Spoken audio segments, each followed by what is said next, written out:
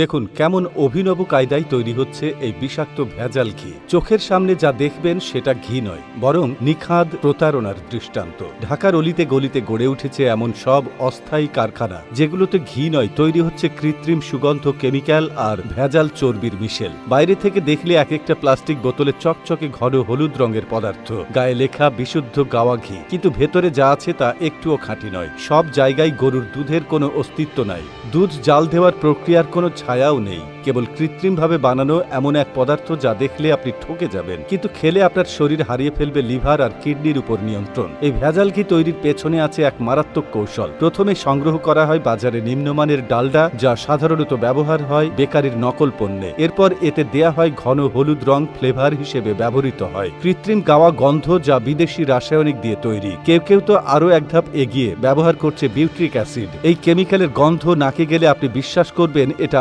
আসল গাওয়া ঘি, কিন্তু একটু গবেষণা করলেই জানা যাবে এই অ্যাসিড শুধু বিষাক্ত নয়, এটি মানবদেহের অন্ত্রে গ্যাস তৈরি করতে পারে, এমনকি দীর্ঘদিন সেবনে লিভার বিকল হতে পারে। এসব কেমিক্যাল বিভিন্ন কসমেটিক এবং লুব্রিক্যান্ট তৈরিতে ব্যবহৃত হয়, খাদ্য নয়। আরো ভয়াবহ ব্যাপার হলো এইসব ভেজাল ঘিয়ের প্যাকেটিং, দামি বোতল, উজ্জ্বল লেভেল, ব্র্যান্ডের নাম, নকল করে বানানো হুবহু নকল স্টিকার। কেউ দেখলে বুঝতেই পারবে না যে এটা ভেজাল। বড় বড় হোলসেল বাজারের দোকানে ঢুকিয়ে দেওয়া হচ্ছে এসব ঘি, আর দোকানদাররা সাশ্রয়ী দামে গাওয়া ঘি বলে বিক্রি করে দিচ্ছে মধ্যবিত্ত পরিবারগুলোর হাতে। আপনি হয়তো ভাবছেন 200 টাকা বাঁচালেন, কিন্তু শরীরের ভেতর ঢুকিয়ে দিচ্ছেন এমন এক রাসায়নিক যার কোনো পার্শ্ব প্রতিক্রিয়ার সীমা নেই। এই ভেজাল ঘি খেলে প্রথমে হজমের সমস্যা, পাকস্থলীতে গ্যাস, অ্যাসিডিটি দেখা দেয়। ধীরে ধীরে এই কৃত্রিম ফ্যাট জমতে থাকে দেহে, কোলেস্টেরলের মাত্রা বেড়ে যায়, হার্টের সমস্যা, ব্লকেজ, উচ্চ রক্তচাপ, এমনকি ফ্যাটি লিভারের সমস্যা পর্যন্ত দেখা দেয়। বিশেষ করে শিশুরা যদি এই ঘি নিয়মিত খায় তাহলে তাদের মস্তিষ্কের বিকাশে মারাত্মক প্রভাব পড়ে। অথচ অনেক মা বাবা সন্তানের ভাত বা রুটিতে এই ঘি মেখে খাওয়াচ্ছেন, ভাবছেন এটা উপকারী, আসলে তারা জানতেও পারছেন না কি ভয়ঙ্কর ক্ষতি করছেন। আর এই ভেজাল ঘিয়ের এক একটা কারখানা সাধারণত পুরনো ঘরবাড়িতে,